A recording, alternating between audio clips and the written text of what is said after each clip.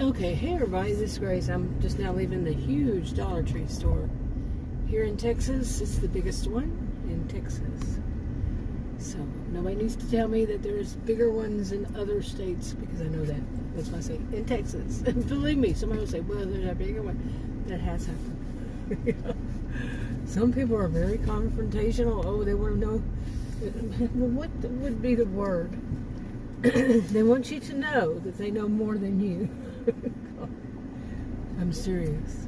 Things like I say, oh, we have such hot weather here in Texas, and the middle of the summer is 100 and something, 110 or more.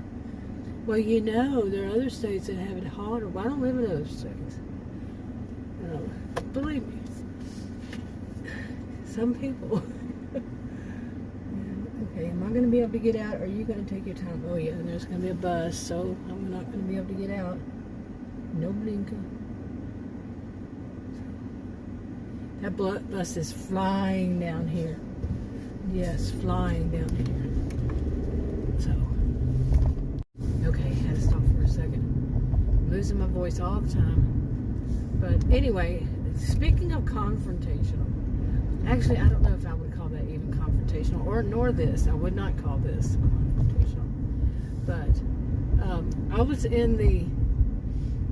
I was driving into Dollar Tree, and I wanted to finish up a video I was making. I probably won't make public, but I was venting, big time venting about a few things that had happened. Well, while I was venting, stuff was happening also at Dollar Tree. It was unbelievable. It was about an hour of just unbelievable stuff, like this person not going. They're probably texting, as people say. They're probably texting and they're not going. But anyway, seriously, unbelievable. And one thing after another. That happens far too often in my life, really. People say I have a jinx life. Well, things do seem to happen like back to back. It can be just like people say, you're just innocently sitting there and stuff happens. They witness it. So it's not just me telling them something and then they saying that. They witness how weird it is. Well, this was like one of those, and it's like, okay, I'm 59 years old. I'll be 60 this year in a few months, and I have seen this on a regular basis, but I still don't believe in jinx life. I don't believe in all that, but it happens an awful lot. So often that I actually have a health condition that is only 1 in 33 million people have it. Wait, now think about that. That's rare.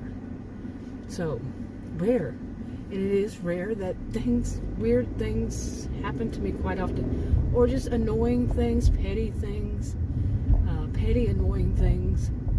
You get it just regular basis. And some would say, well, you must be just clumsy. It's not me being clumsy, because it's a bunch of different little things, and some of them have nothing to do with being clumsy. But this was one of them, really. Okay, not something that I was being clumsy. It was just one of those back to back to back to back. And some of it involved that Adam had forgotten. I had fallen asleep. I'm an insomniac. I slept only 4 hours last night, and I fell asleep during the day. Woke up in the house. Oh my gosh, the odor was awful. And basically, he had forgotten that, because I was trying to figure out what had happened, and he's older than I. He gives one-word answers. He said baking soda. Now, baking soda doesn't make that smell. It took forever and a day, and I had to look stuff online, and then it snapped, and it snapped in me, and I called him because I was at Dollar Tree at the time. I said, did you use vinegar? He said, I did. Yeah, it was vinegar. It's poured hot water on vinegar and had used baking soda, and the whole house reeked, and probably when I get home. It was awful. But anyway, that kind of stuff. I had nothing to do with that. I was asleep. But these kinds of things, other people do. Let me try to finish that thought there. But the thing about it is other people do stuff, and I had to get out of the house because it was making it difficult for me to breathe, and it was giving me a little bit of a sore throat. And I mean, I'm serious. Every room in the house downstairs, oh my goodness, just reeked of it. It was an awful, awful smell. And I had to get out of the house. And he knows I have chemical allergies. And yeah, bad. Okay, I certainly wanted to get away from that, whatever that was. Some people walking, guys, all men, all males, at least, I couldn't tell. They were young or old or whatever. Oh, I got to change lanes again. Oh my goodness. Anyway, they were walking down the road, and a car went by full of other guys, and they were blaring their horn at them, and I was like, I don't care what it is. I wish the light would change so I can go in one of those.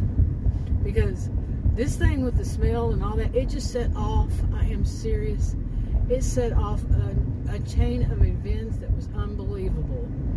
Seriously. And I was venting, like I said, on video, which I probably will put on private, but venting about all these different things, because if I don't vent it out, I don't want to tell people I know, because things happen so often to me that I don't want to tell them, because it's a regular basis. I am not kidding. I have vowed this year to figure out what in the world is going on that this kind of thing happens to me.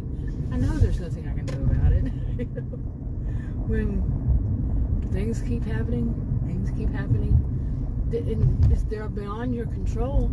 They're beyond your control. Like, oh, I hope that doesn't get underneath my car. I've had that happen before. Oh my gosh. People need to be more careful with stuff. Did you see it? It's a bunch of, oh, that's going to drive me crazy. I actually have had a bag wrap around my,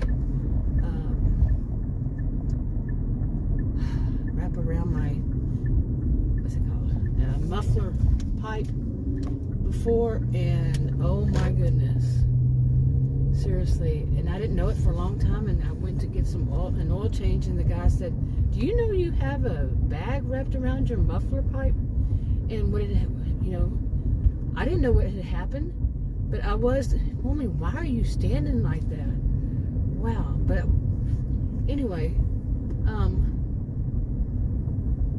because I kept having, it was a minivan, and I kept having, like, I'd start up the car and the minivan, and what smoke would come all the way over from the back, all the way up to the front, over the minivan, and it was stunk. I went out and I looked to see what the world, what's going on or whatever.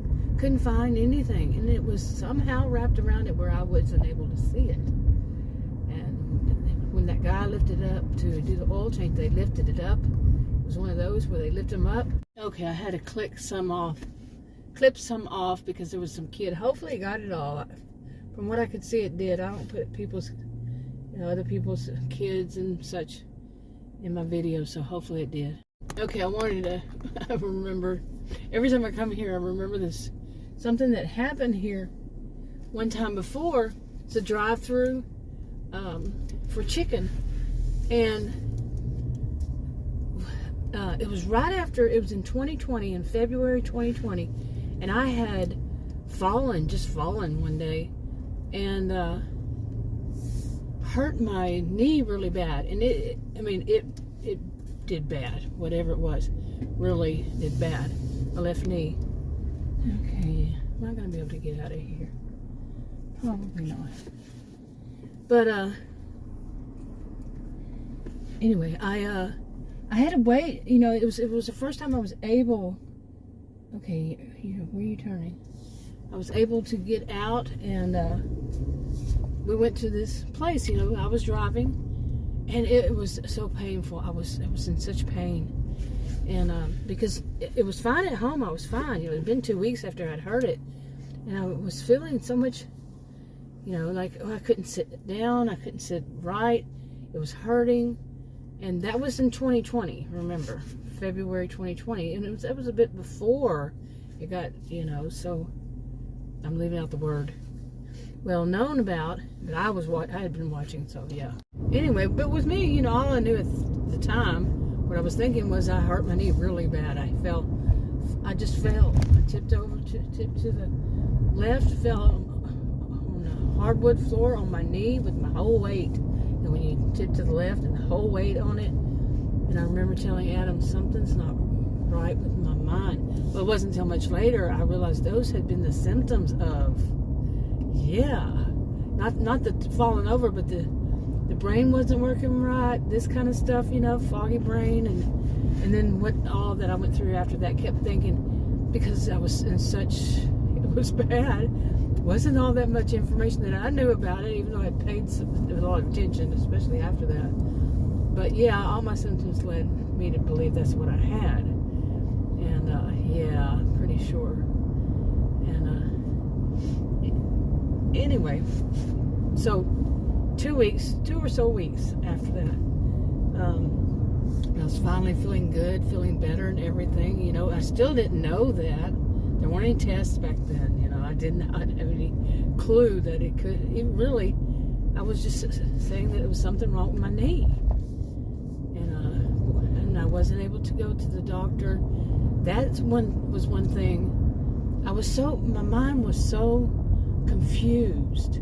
I couldn't even go to the doctor. And Adam had fainted himself.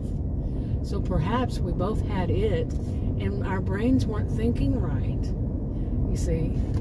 So anyway, I mean, it was like we were in La La Land or something, I don't know.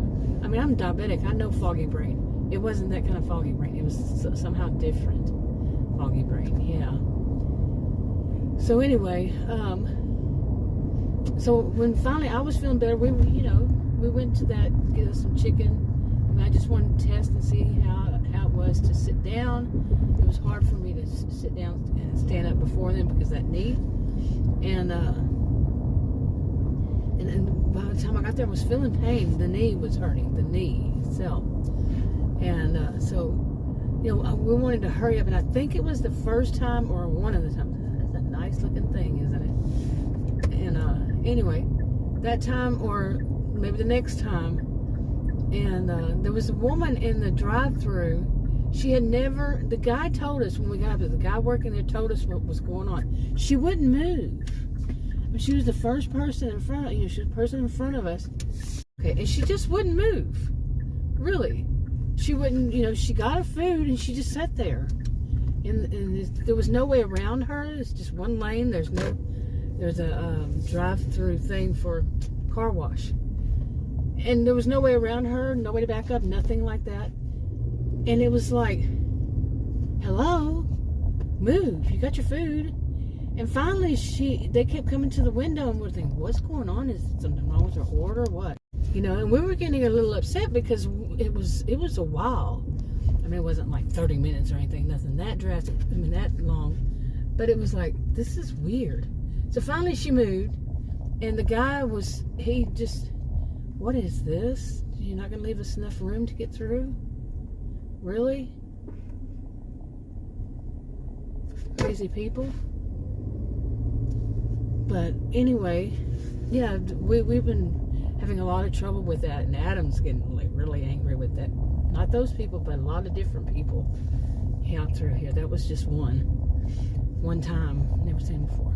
Anyway, so she finally moved, and the guy told Adam that she had never been to a drive-through before, and they had to convince her that you don't go through a drive-through and sit there and eat your food at the window, the drive-through window. They had to convince her that you go home or you go park somewhere else and eat it. She refused because she said she wanted to eat her food at the drive-through. Think about it. Seriously. Yeah. So, yeah.